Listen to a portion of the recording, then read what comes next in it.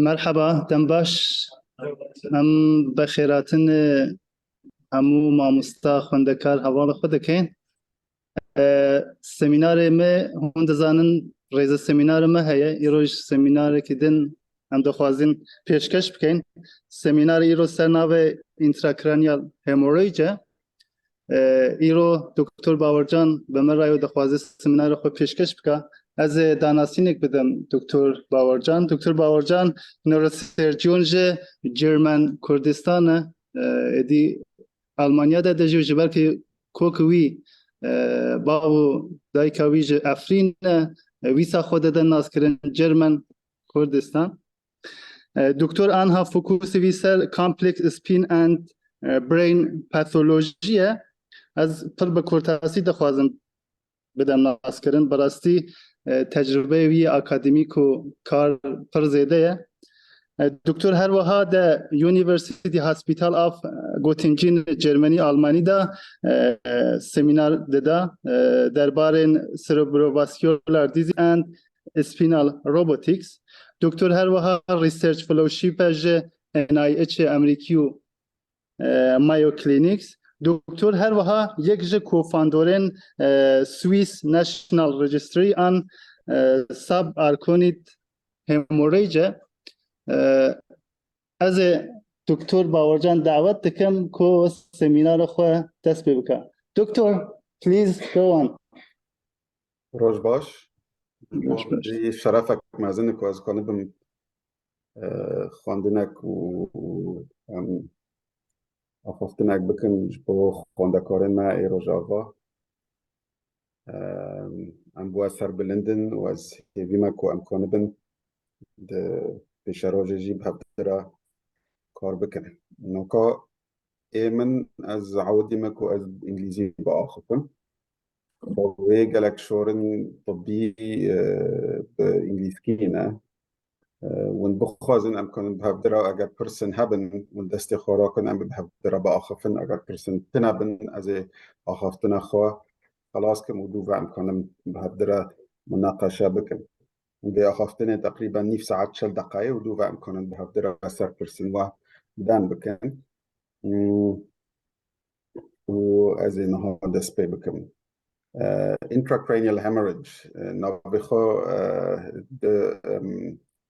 عربی نزیف دماغی و کردی اگر خون دمیجه داد چه دبی نکو سبب خودشنه و چاریوی چیه هف از کسر وی با آخفتن So Hippocrates, about 2,500 years ago, in his seminal works on different diseases in Greece, was talking about persons that were previously in good health and all of a sudden were seized with pain in the head and that lay down and can no longer talk. Back then, 2,500 years ago, he would describe them as dying within 7 days. This is no different today in many cases, and this is why some of the things that I will share with you have no solution at present. And it's interesting to see that some observations that were done a while ago without diagnostic possibilities still hold true. During this talk, we will be discussing the entity of intracranial hemorrhage. We talk about this as a separate entity from spontaneous and traumatic. We do not talk about trauma today. This is not the topic of the talk. So all that we are discussing is spontaneous intracranial hemorrhage. Such a hemorrhage can be appreciated on the slide on the right side, where the cerebral tissue is split apart by a large hematoma. In the talk today, we will be discussing common causes that trigger such hemorrhage and learn about how to diagnose the hemorrhage correctly. Lastly, we will try to embark on discussing rationales for treatment. This anatomic schematic should point towards the main entities of brain hemorrhage. subarachnoid hemorrhage, which is located in the sulci of the brain within the arachnoid membrane, here is often caused by an aneurysm. فوري عربي بو subarachnoid hemorrhage arachnos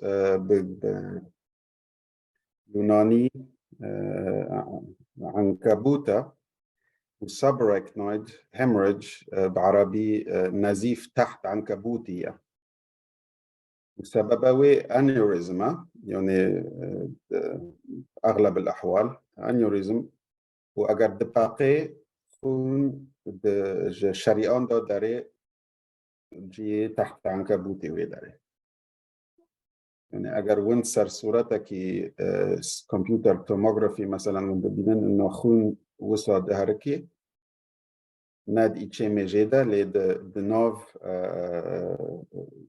cerebral lobes ناوه خوا دبي subarachnoid hemorrhage وسبب خوا إيبراني aneurysm. Alternatively, there is intracranial or intracerebral hemorrhage in the basal ganglia, which is deep-seated and oftentimes attributable to poor vascular health.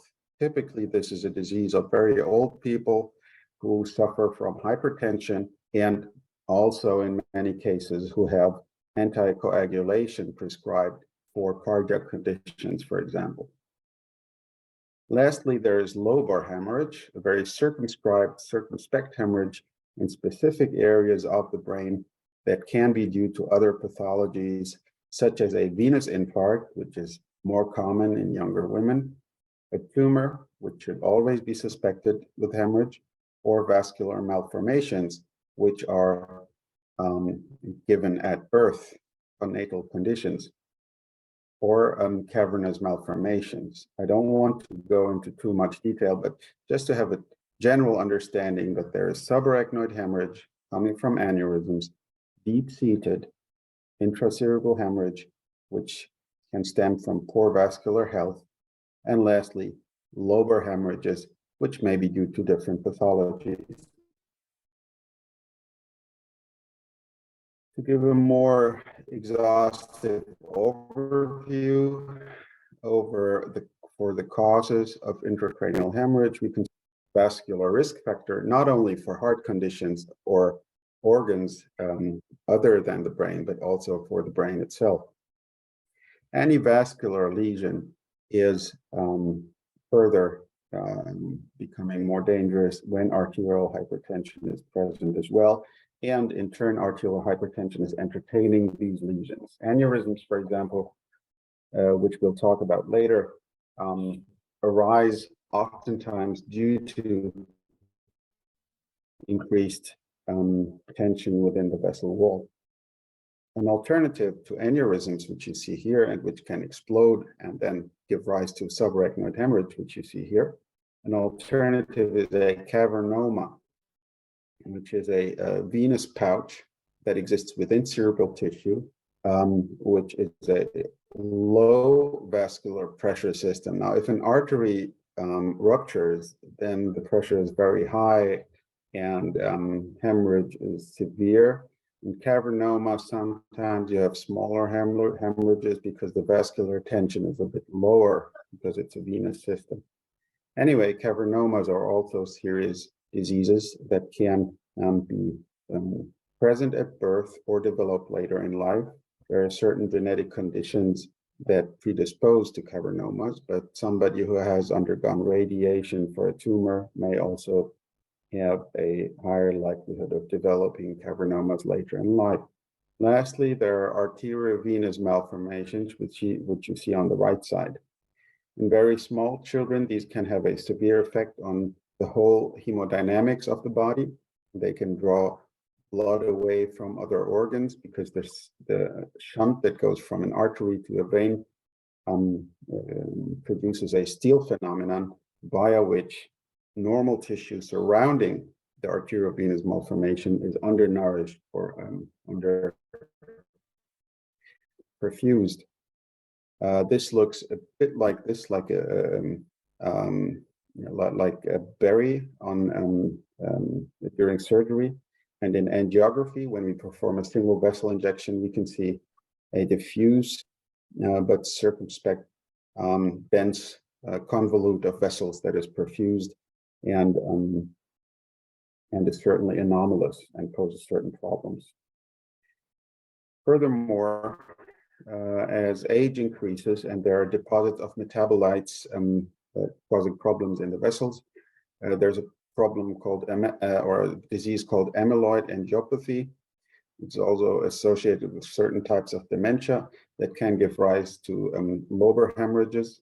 Any coagulopathy, which includes what we do as physicians, that we prescribe aspirin, warfarin, Coumadin, anything that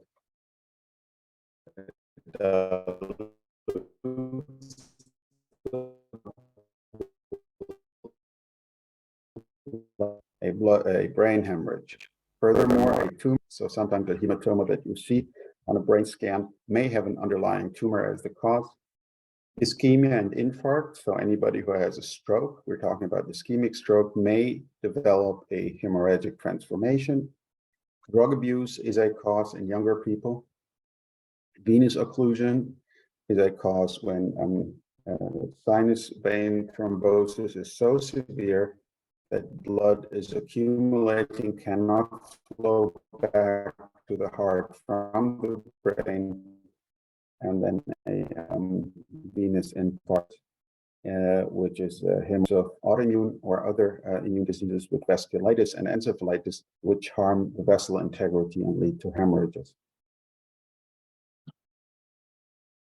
Now, spontaneous intracerebral hemorrhage that occurs not as a result of trauma makes up around 15% of strokes. So when we talk about stroke as any affliction causing damage to the cerebral vessels, in 85%, this is a ischemia. Now we're talking about hemorrhage, which is the other 15%, and it affects about 30 per 100,000 persons per year. The older the population is, the more likely it is, or the higher this incidence becomes.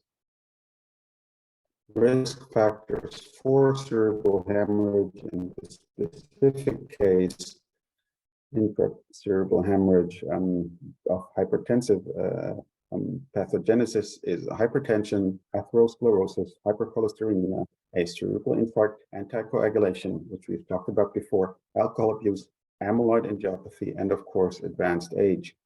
All of these are risk factors for cerebral hemorrhage, which is important when you have a patient and you don't have a diagnosis to be able to dissect out that a specific patient is at higher risk for cerebral hemorrhage and that one may entertain or initiate a CT scan more readily.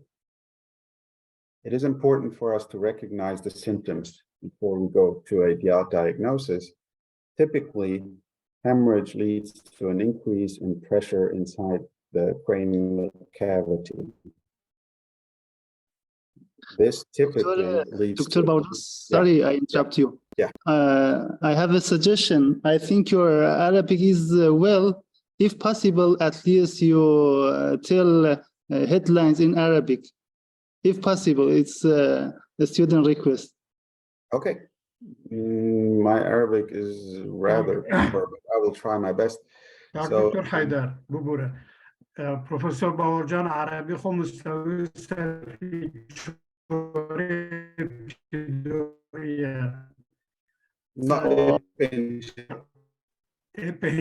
به انگلیسی اگر بسکنه ترجمه Okay, no problem. یعنی هر او که 5 دقیقه فکرک دکتر حیدر ترجمه کردی بکه چطور ببه یون عربی فرق نکنه. You do presentation after the seminars. Maybe we can translate the seminars. No problem. Okay. Welcome. So, okay, so typical signs now of somebody having a brain hemorrhage. وقتی نزیف شده به یعنی سرعش شده به 700 سرعش یعنی جبرك ضغطي مجدا زيادة تردبه. Then there is neurological impairment or deficit. Hemiparesis means somebody cannot move one side of the body. Aphasia means the patient cannot talk, which is possible. They're not necessary, but possible during a hemorrhage. And lastly, there may be problems with cerebellar function, which is located down here. And the cerebellum, in case of dysfunction, may give rise to vertigo, ataxia, and nystagmus, which is involuntary movement of the eyes in specific directions. The one word I know in Arabic is epileptic seizure, sar'a, which may occur as a result of hemorrhage, and intracranial hypertension.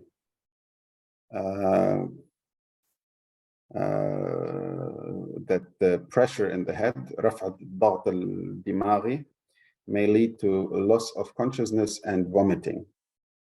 Maybe Dr. Haidar, you can summarize these salient points. Dr. Bawarjan, no problem. You present. After the seminar, we can translate all the seminars. No problem. All right. So any hemorrhage can occur in any part of the brain. For example,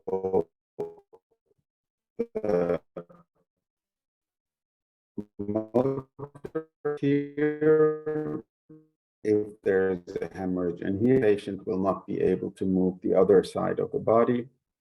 If, for example, the hemorrhage is located in the occipital lobe, then their hemorrhage is located in the turquoise part here, then patients may no longer be able to speak. And these signs may conduct us to suspect a specific location of the hemorrhage. We should be aware of certain background information when we assess the patient for the first time. This is part of medical history taking. Basic parameters: what are the diseases that have been afflicting the family or the patient himself? When did the symptoms start? And does the patient take drugs or medication? These are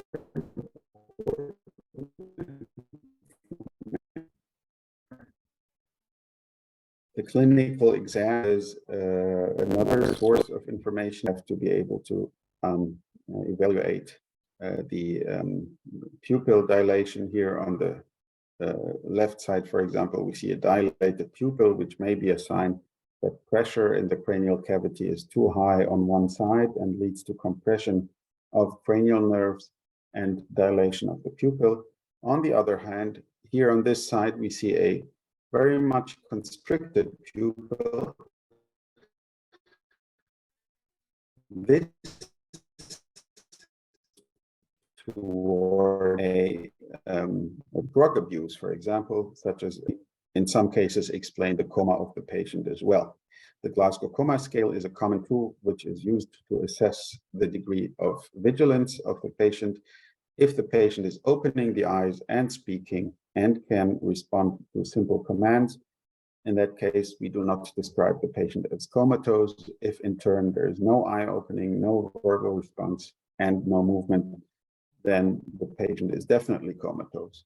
There is a cutoff at about 9 on this scale that is used to define when the patient is comatose. When the patient is in coma, then the patient usually has no means of protecting airway and breathing, and we should consider securing the airway and providing intensive care management and intubation.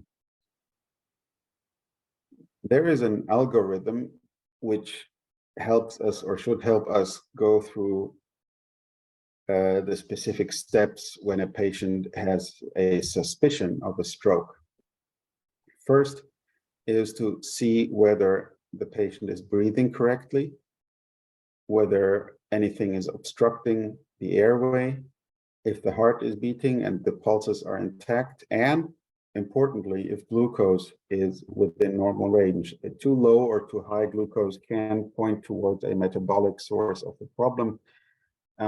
But in case these parameters are okay, we can go ahead, and usually obtaining a brain scan with a computed tomography is the method of choice.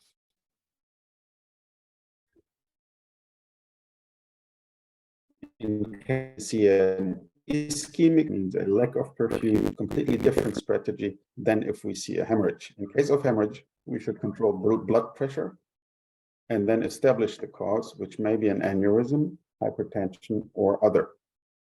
As you can see, other causes are rather rare in general and require individual treatment. And in this talk, we will focus on aneurysms and hypertensive hemorrhage. Now, computed tomography, which is the imaging modality of choice, is showing hemorrhage as a bright spot. And here you see acute hemorrhage. In specific situations, we can administer a contrast agent, which usually contains iodine, which is hyperdense. And when injected, we can see images of cerebral tissue and sometimes locate a vascular malformation, such as here, which may be the source of the problem. Many people ask about the value of magnetic resonance imaging, or ranin magnetisi, which is not the imaging modality that most hospitals have at disposal in emergency situations. So for the acute evaluation of hemorrhage, it is not always practical or feasible, but due to the multiple sequences that MRI has at its disposal, it may yield additional important information. However, the modality of choice remains computed tomography. The last method, which I may touch upon, is performing a catheter angiography. Just as in the heart, interventional methods in the brain are gaining traction and are becoming more and more important. Starting in the 90s, we have become able to go with a microcatheter from the femoral artery or brachial artery all the way to the brain and perfuse single vessels, which gives us a very detailed and the most accurate depiction of the arteries in the brain, such as here on the right side, where we can see a large aneurysm of the carotid artery, which then can be treated with the catheter as well.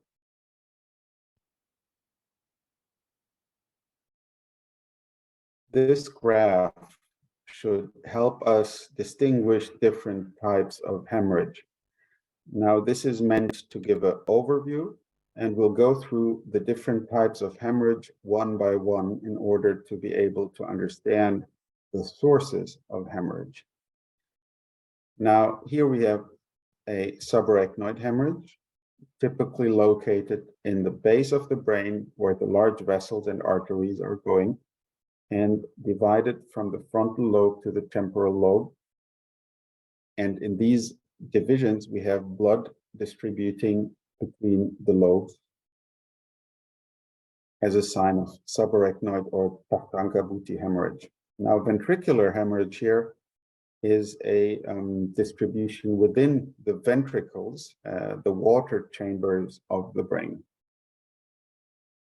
Here, it is important to keep in mind that the blood will clot and prevent circulation of brain fluid, and this will lead to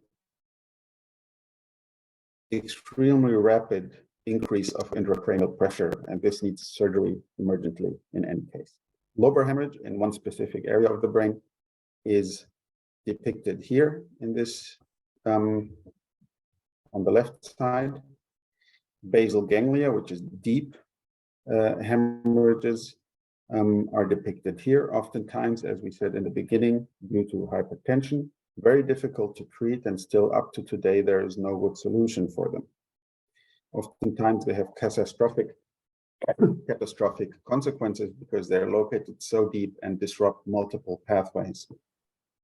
Here we have a thalamic hemorrhage, no different from basal ganglia hemorrhage, and brainstem hemorrhage, which also due to its location is oftentimes has a very limited and poor prognosis. Finally, hemorrhage in the cerebellum, which is located and depicted here.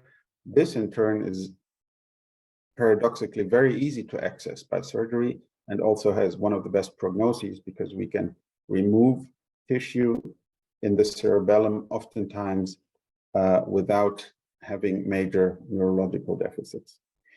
I always draw this line here between the other hemorrhages, because here we have subdural hemorrhage and epidural hemorrhage, which in most cases are due to trauma. But for the sake of completeness, I still wish to include them to have an idea. Epidural hemorrhage arises mostly from vessels which go between the dura and the skull, and which will, when ruptured, create a hemorrhage that is compressing the dura to the anterior. In subdural hemorrhage, the rupture is between the bridging veins of the cerebral cortex and the dura, and there is a artificial subdural space created by the hemorrhage, which has a sickle shape and which compresses the brain from one end of the cranial cavity to the other. In the epidural hemorrhage, it is limited by the cranial sutures. Both of them should be alleviated or treated by surgery if a sign of compression is evident. Now we proceed to hypertensive intracranial hemorrhage, which we believe nowadays is due to rupture of very small vessels that are not visible to the eye or current diagnostic methods. We have a mortality of about 30% at 1 week and 60% at 1 year. It remains a disease that we still cannot treat satisfactorily up until today. And typical complications include blood clotting in the ventricles and hydrocephalus, increase in intracranial pressure. Aneurysms of the brain are present in 3% of the adult population, which means that if you have been in a class in school, probably once you reach the age of 40, one of the people in your class has an intracranial aneurysm. Risk factors include female sex. So females have a twofold higher rate of intracranial aneurysms, and male smokers have a higher risk of intracranial aneurysm as well.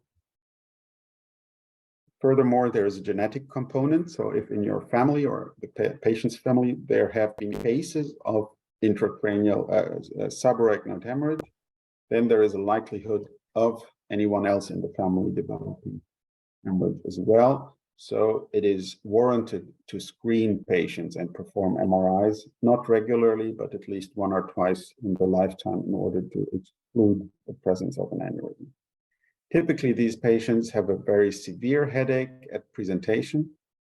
They have a clinical picture similar to meningitis, however, no fever, but neck stiffness, photophobia, which means they are afraid of light, they want to keep their eyes closed, and an elevation of intracranial pressure. The aneurysm can affect any of the arteries. Here we see the anterior cerebral artery, middle cerebral artery, posterior cerebral artery, and vertebral arteries. Any of these bifurcations, which means anywhere where a vessel goes off, may create an aneurysm. Once a person has a diagnosis of an aneurysm, which is not necessarily associated with hemorrhage, but may be diagnosed for reasons of headache of other cause, we talk about the risk of rupture, because this is what people want to know. They ask, do I have a risk to develop hemorrhage? In general, we were saying until a couple of years ago that the risk is about 1% per year to develop hemorrhage. However, this depends on how large the aneurysm is, where the aneurysm is, what the ethnicity of the affected patient is, and what the medical history is. If we have a very young patient, say a patient of 30 years with an aneurysm, then we will definitely advise treatment more likely than if we have a patient that is older, for example, an 80-year-old with an aneurysm. Why is that? Because the risk of 1% per year stretched over the expected lifespan of the young patient, about 50 years, gives a much higher risk of rupture down the road than in the older patient who the common life expectancy may not experience or witness the rupture of his aneurysm because he or she may pass away from other causes. So we have a decision to treat in these cases where we say life years times annual risk, which is not mathematically correct, but which is that helps us in everyday medicine. Based on this, we take a decision to treat or not. Now, after a hemorrhage, the brain tissue is at risk for further damage. Sometimes we think that once the hemorrhage has occurred, there is no further damage to the brain tissue because the brain tissue is already damaged. However, because the blood consists of elements such as potassium and hemoglobin, and the blood cells will get destroyed over time, this creates metabolites that will increase edema and pressure in the brain. This may lead to further strokes and brain damage down the road. So we can have ischemia up to 2 weeks later. What I want to say with this slide is that we should pay attention that patients should be monitored for 2 weeks after hemorrhage, even if they were fine a couple of days later. They can still develop new problems up to 2 weeks after hemorrhage. In the intensive care unit, this is what it looks like when we have a patient with brain hemorrhage. We have a number of devices that we insert. One is, for example, a ventriculostomy, which is a drain that is inserted inside the water chamber. This helps us to relieve the pressure, take out the blood from the ventricles, and in case pressure inside the cranial cavity increases, we can also remove cerebrospinal fluid to enable the pressure to normalize. Then we have pressure probes that go inside the parenchyma, as in this picture, that will measure the intracranial pressure. The intracranial pressure is the reading here in the yellow graph on the monitor of clinical variables, which you see as 39. Now, 39 millimeter mercury is a very high value. We typically try to keep intracranial pressure, or also ICP, we try to keep it below 20.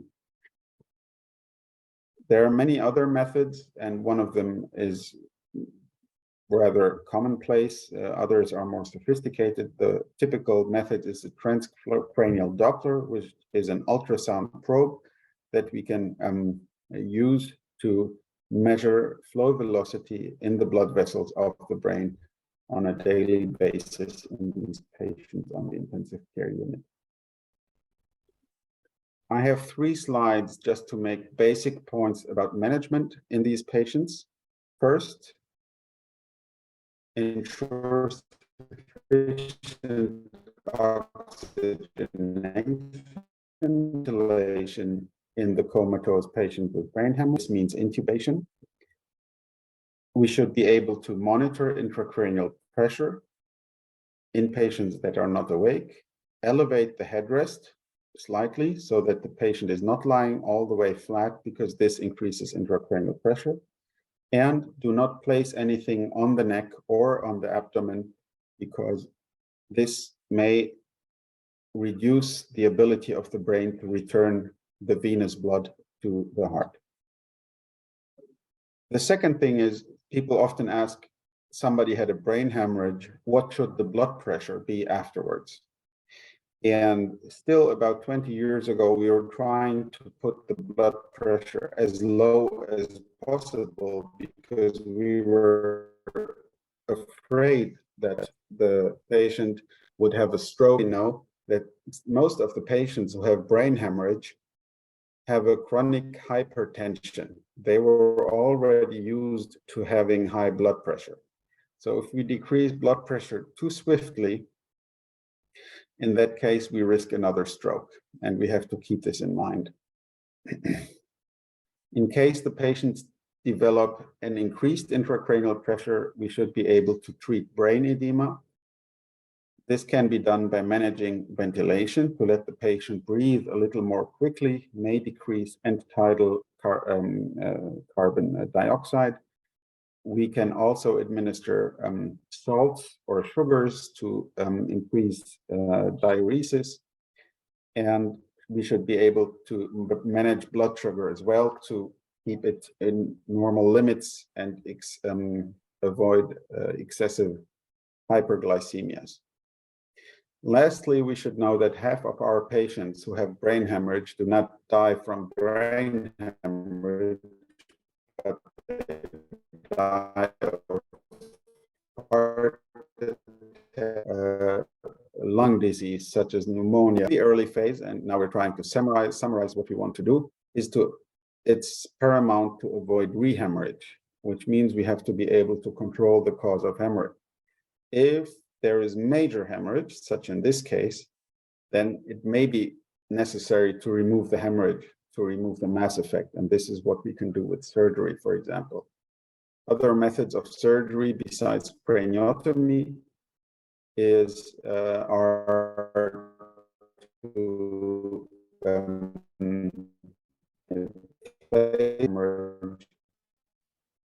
remove the hemorrhage over time.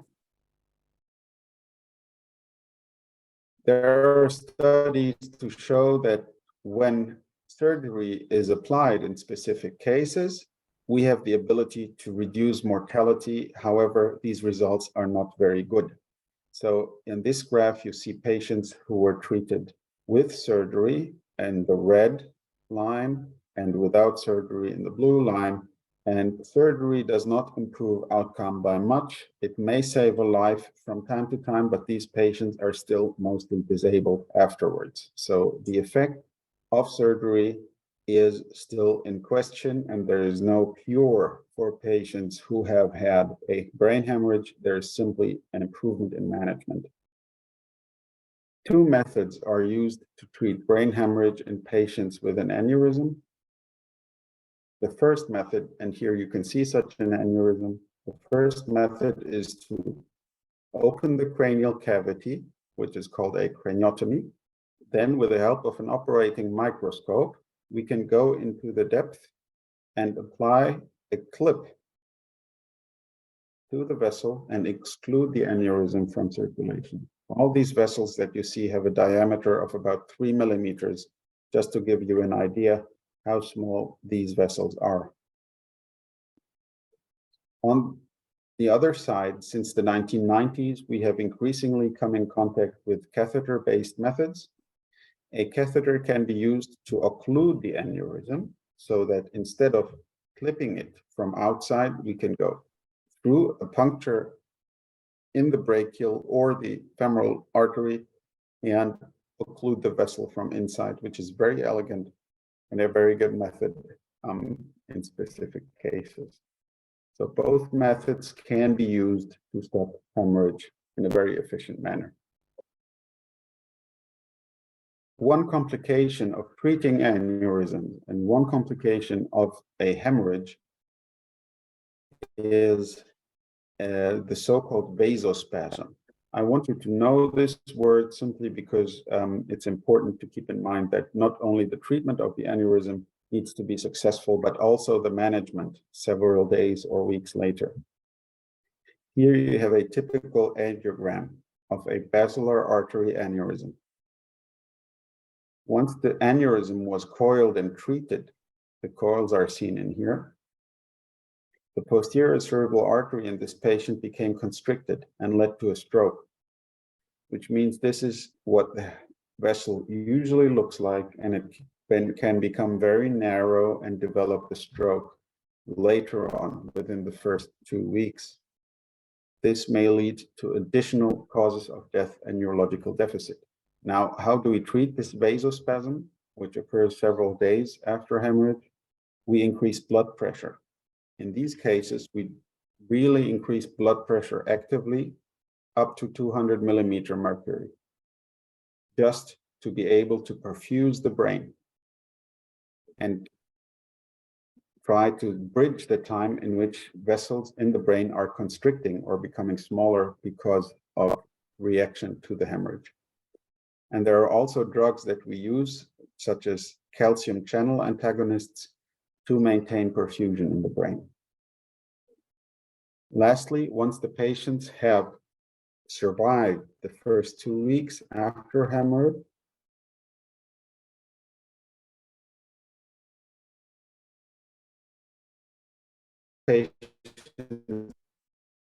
and look by our normal percent of the patients who survive the hemorrhage will go back to their normal state before hemorrhage.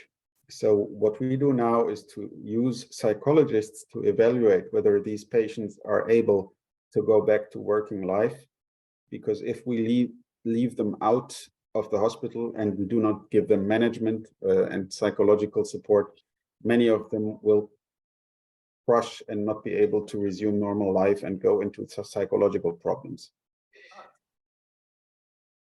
Other things that we may keep in mind is that there are long-term complications of hemorrhage, such as hydrocephalus, and also psychological problems that we should always be ready to look at. Finally, people who had brain hemorrhage will need regular screening at regular intervals in order to exclude that there are new aneurysms, for example, that are forming.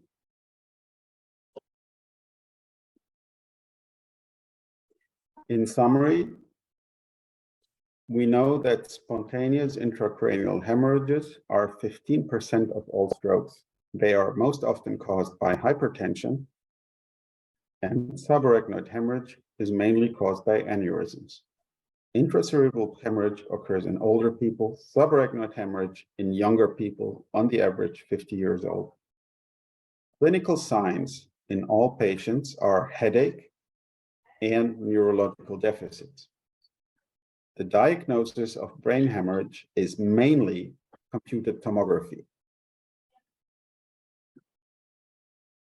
One of the most important points in managing these patients is how to manage blood pressure. We should not have blood pressure too high, of course, because this will give a risk for rebleeding, but we have also seen that going too low on blood pressure may lead to secondary complications and ischemia.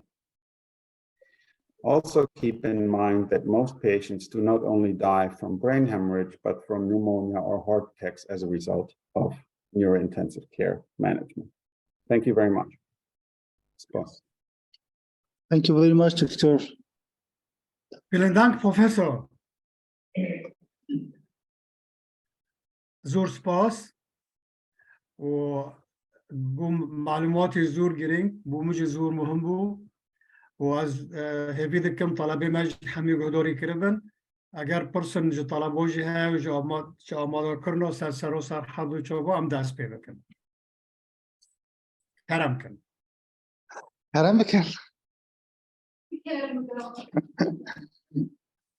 همه دست فکر حوالا میخ خوندکار دست بکن.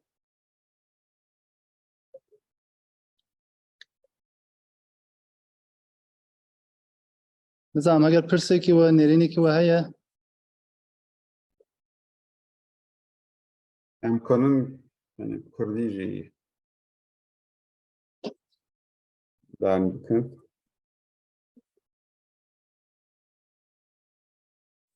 فدی مکن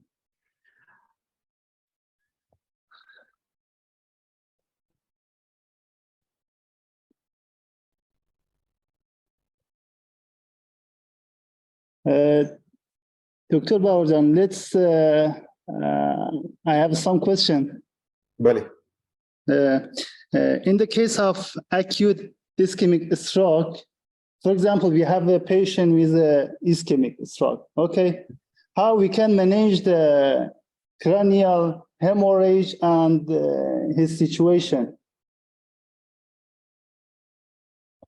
So if a patient has ischemic stroke, usually we need two things. We need high blood pressure in order to be able to perfuse the brain. Too low in the patient. So typically we try to maintain high blood pressure in these patients. The second thing in ischemia is to give them something that dilutes the blood. Typically, in the acute phase, you can give aspirin and heparin, but nowadays we try to give plasminogen activators, which is an enzyme that breaks fibrin bonds and leads to reperfusion of a thrombosis.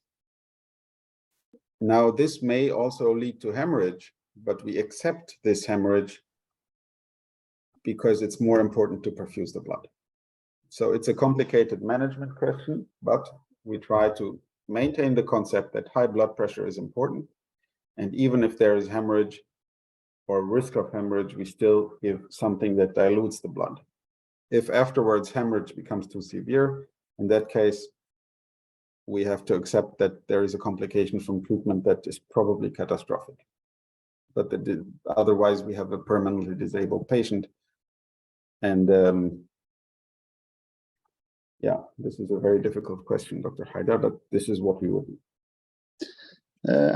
Doctor, what about hemophilia A cases? Because this situation is very, very complicated. Okay, do you have a lot of these cases? No, I don't have these cases, but in our research, sometimes I see such a situation. It's like a very difficult the situation for make decision.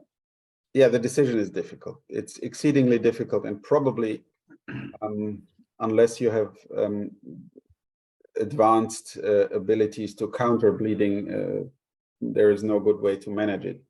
What usually is done, we provide the missing factor.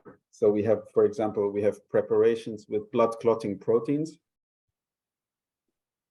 factor 2, factor 7 at least, and these factors are given IV in order to provide the blood with the necessary clotting factors. And this should stop hemorrhage. There are large studies that have shown that if you have a patient with hemophilia or other coagulopathies, then you should give the clotting proteins or any substitute. Maybe in case there is no ability to give these factors, then fresh plasma or something that contains these factors may be helpful. But this is the most difficult situation.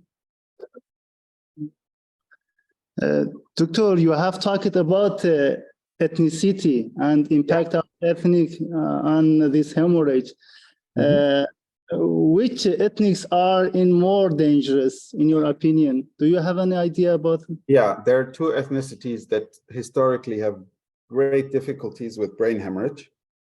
And they're both ethnicities that are very well conserved and have married a long time within each other. One of them is Japanese. Japanese? Yeah, and the other is Finland, Finnish people.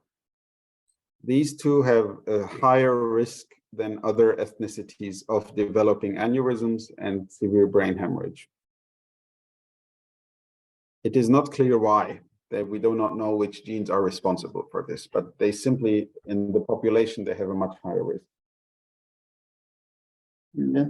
It's not specific ethnicity. So there are three things. So ethnicity is one thing, but family history is important. So in any country, you have families that have a high risk for brain aneurysms. And in these families, it makes sense to screen. For example, if a mother and the aunt have both died from brain aneurysm or had a severe hemorrhage. In these cases, it's recommended to make a screening for the rest of this family to see if they have aneurysms after the age of 30 or 40, for example. So in these cases, there is a family component to it. But as for ethnicity, these are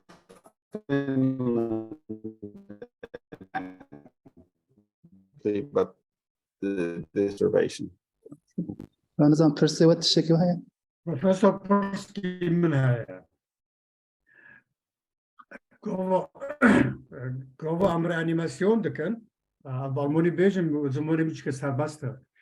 Bei erfolgreicher Reanimation hören wir nach ein paar Tagen, dass der Patient doch verstorben ist, aber nicht als kardiogen bedingt, sondern wegen Hirnödem. Kann man das unseren Studenten erklären, wie das zustande kommt? بله وقتی مثلا یکی جوا اون دکتر اسعافه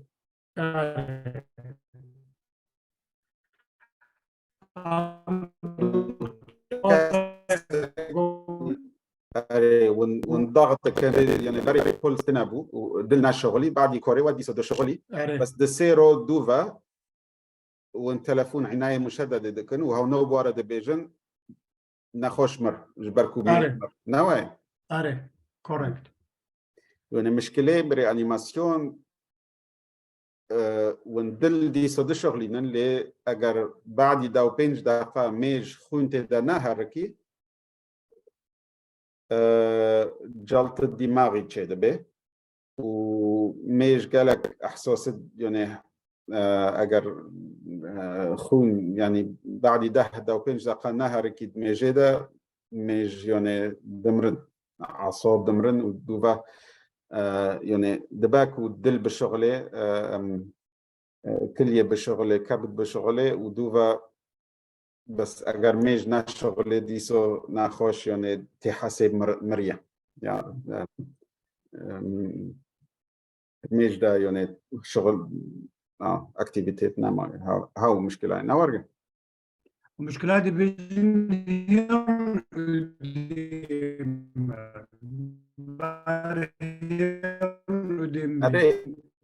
يعني السر صار بعد عملته يعني بعد ريانيماسيون اگر شخورو نوبه هند كوما دايا ام صورتك دغرن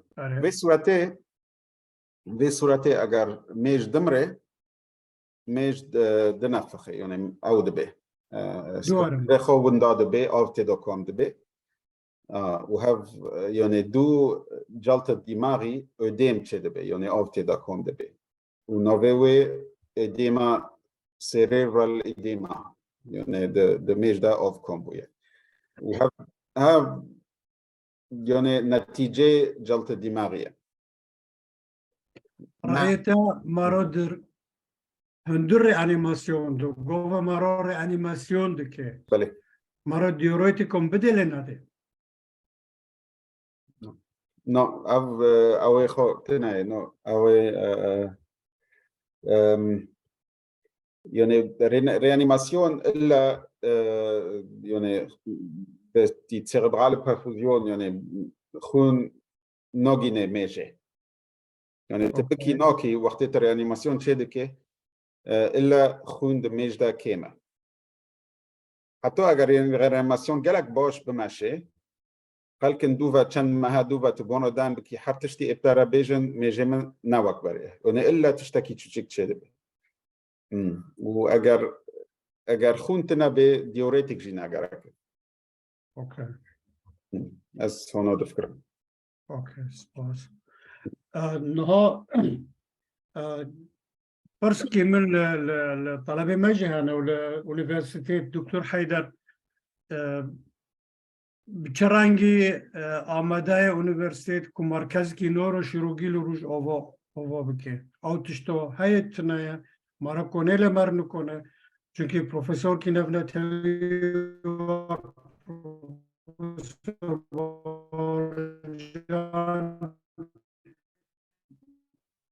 باور نوكم انه مقعد کی بنورو شروعی اونیورسیت روجاوا لکلینیک دامازرینا رأی واچه به مسئله دو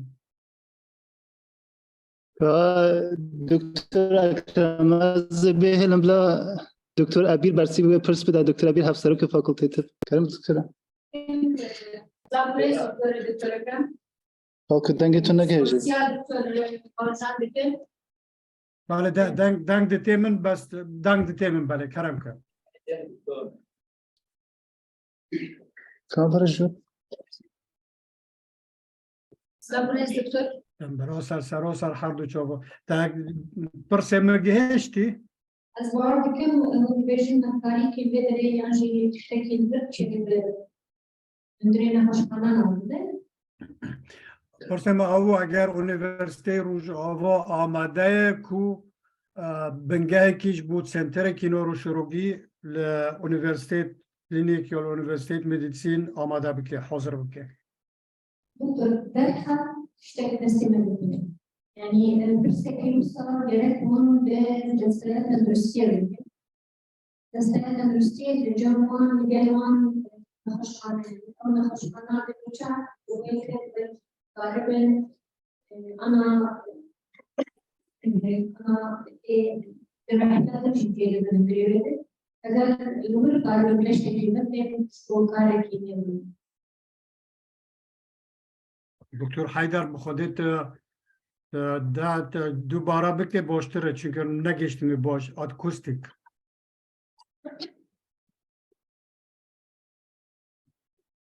دكتور أكرم کرم که نه باشتره تمام از دبیجم لجمن ها وقت فاکولته بجیشکی تشتک دستی مدتنه نه نخوش خانی مهنه و هیچ دمی نیز دجی یعنی د آسوی دجی ندیاره کنگی چه ببه جبو وی پرسا گوهن که وکرم کری از باور دکم گرک نقاشک به دستایت تندرستیر چه ببه یعنی لباجار قامشلو نخوشخانه دلو چاو هیه ده نخوشخانه دلو چاو ده آنان عملیات یعنی جراحیا دل چه دبه لکیله کیوی از باور دکم مردکاره تشتکی دنجی بلکی بکار بینه یانجی عینی زیده بکلی از باور دکم اللوی داره یعنی دكتورين ما هن الفيدري جراح أعصابه لكن وكنا خوشخانة يعني أبايا نقاشاي وأزبار دكم أمواق فاكولتين نقارن بينا بين برسبة وخوشك بدن. اوکی سپاس. پرسیدنجی اگر طلبه مر نگشتی بون زمان انگلیزیه کنن ترجمه شون دو أنا بودكم بروفيسور باورجان طبعا حاضر ببرن يعني قالك شورن كورديناتين ميجامن يعني از قالك شورن زانم بس از إيجا از كانم يعني از برسل بودم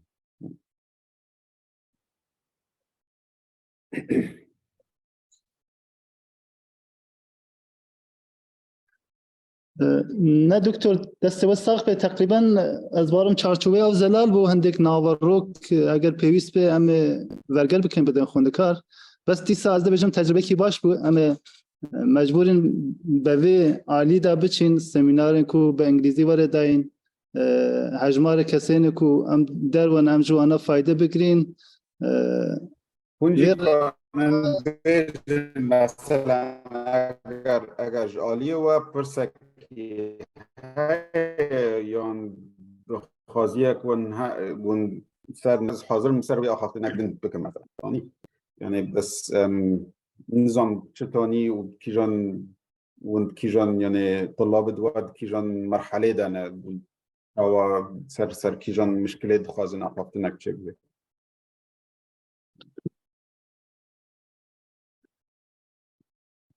دكتور حاليا كلامك يا دكتور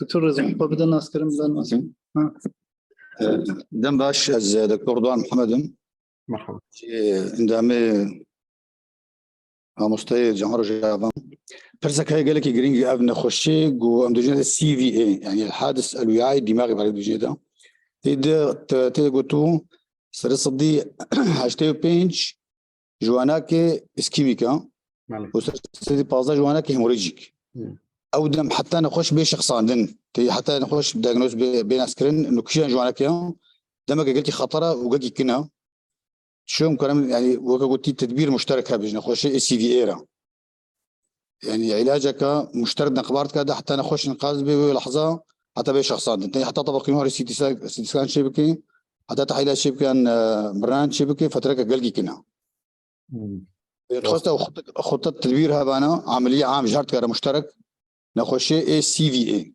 بله يعني صاندن شخوف جابوا تشخيص بو جاي هيموريجيك ويا اسكيميك متعفى تمام بشكل عام اگر سر ايش برسا جرك جرنجا وها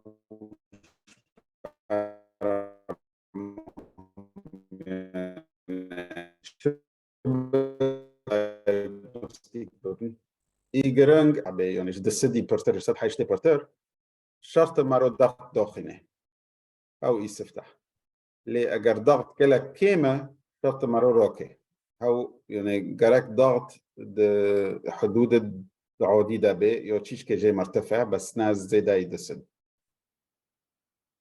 وکیدن اگر مرازانه به کو نخوش سرعش و تنایه اگر سرعش تنایه احتمال نزیف نزیده ای و چاقه احتمال CVA اسکیمیک زیده تره و شریعان گرتیبو اگر شریعان گرتیبو ترومبوز استدهه و چاقه اسپرین هپارین یا ترومبولایسیس ممکنن که مرا خون چیز که هور بکه وشته کنه به ترومبوزیس در باز بکه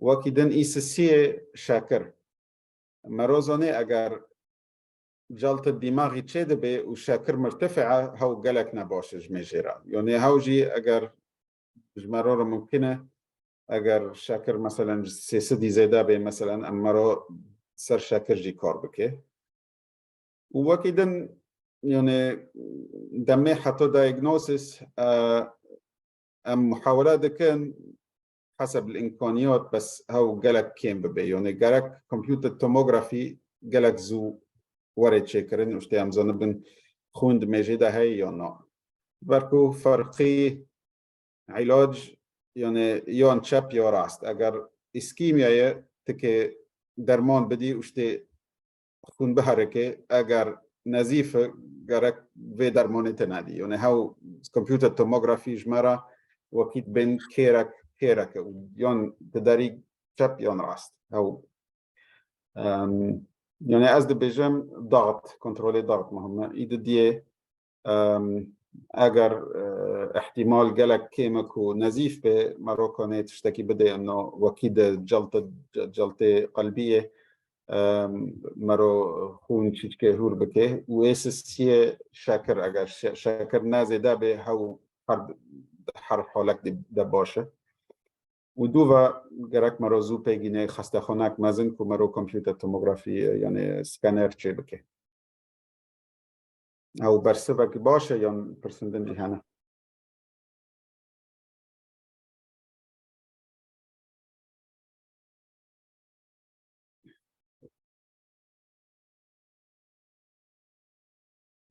فکر جدا هیا دکتر بله عالی ما تشکی جدا تونه نظام دکتر اکرم عالی و اگر دکتر باورجان اگر تشکی هیا تو ببیجی جاره کمینم به زمان انگلیسی دادم بگوره ابخوش انگلیسی نزدانم بس و گورم زور گرینگه که به زمان انگلیسی به و پیش ما دکترن سویدی هنه سویدن فنلندی و نمسا استریا آج دخوازن آماده پروگرام ما بن ابوارد که آج به زمان انگلیسی بخوابن و اگر این طلبه ما گرینگه خوب بدن سر زمان انگلیسی پر باشتر به و از زور سپاس دکم پروفسور باورجان و خوشی نه بس پروفسوری تئوریه پراکسیس هات بو روجاوا هات به شهر باشی دم ارد حجانه دا و زور کیف هاش بون و ملجی کیف هاش بون و از زور سپاس دکم بو همیا و بو آماده کردن طلبه پزشکی کلی تندرستی لروجاوا زور سپاس بو همه اگر پرسن واجه هبن بالعربية بكردية إنجليزية تشزموني خمنوكي